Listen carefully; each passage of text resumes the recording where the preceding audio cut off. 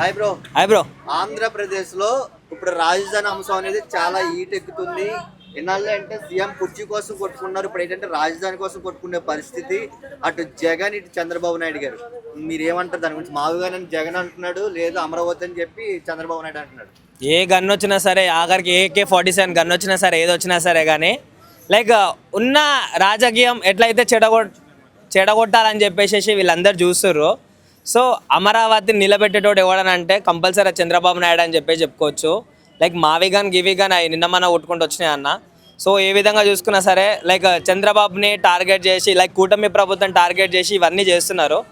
So ఏది work out కాదన్న. ఏదైనా సరే 2-3 రోజుల ఏమంటారు బ్రేకింగ్ న్యూస్కి ఇదంతా.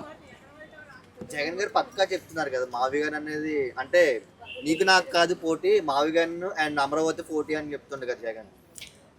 మంచి క్వశ్చన్ అది. మావేగాన్కి అమరావతికి అని చెప్పేసి ఎట్లా అంటే గెలిస్తే గెలిచొచ్చు మావేగాన్, కానీ వీళ్ళు గెలవనియరు. ఎట్లా అంటే పేరుని నాని, గుట్కా నాని, ఈ నాని, ఆ నాని ఉంటారు కదా, వాళ్ళ వల్ల సీఎం సీటే పోయింది. ఆఖరికి మావేగాన్లో ఓడిపోరని చెప్పేసి నువ్వు అనుకుంటున్నావు అన్న? అంటే ఒకవేళ గెలిస్తే మళ్ళీ అమరావతి నుంచి మళ్ళీ మావిగాని షిఫ్ట్ చేయొచ్చు. గెలిస్తే గెలవరన్న కంపల్సరీ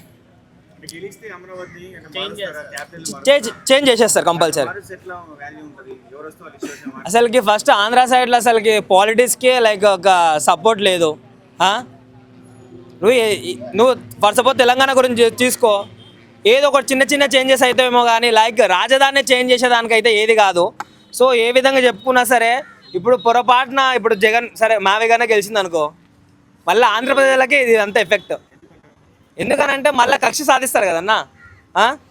ఎందుకు ఇప్పుడే మనం చూస్తున్నాం ఏదైతే కూటమి ప్రభుత్వం ఇప్పుడు నడుస్తుందో, ఇప్పుడే కొన్ని డైరెక్ట్ ఇంట్లోకి పోయి కొట్టుడు, ఇట్లాంటివన్నీ చెడు బుద్ధితో ఇవన్నీ చేస్తున్నారు. సో మావిగాని వస్తే మీరు బతుకుతారని చెప్పేసి మీరు అనుకుంటారా?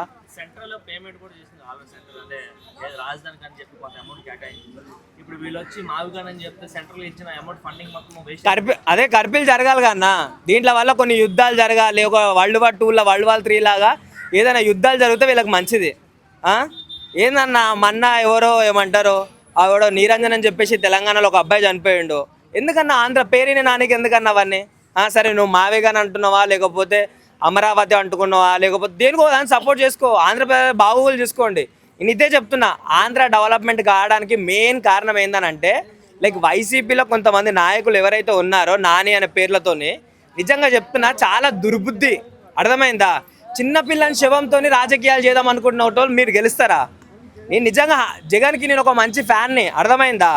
ఆయన చేసే మంచితనాన్ని కూడా నేను ఒక ఫ్యాన్ని.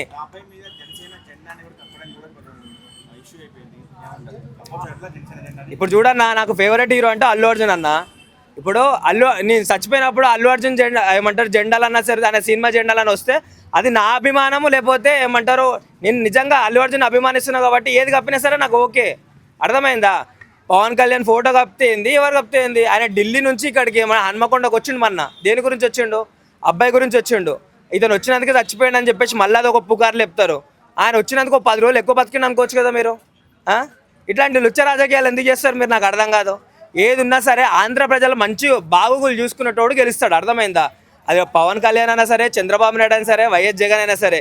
నిజంగా చెప్తున్నా, ఈ వైసీపీ నాయకులు చేంజ్ చేయకపోతే మాత్రం ఎన్ని సంవత్సరాలైనా సరే, లేకపోతే ఎన్ని జన్మలైనా సరే మళ్ళీ జగన్ మాత్రం సీఎం కాలేడన్న.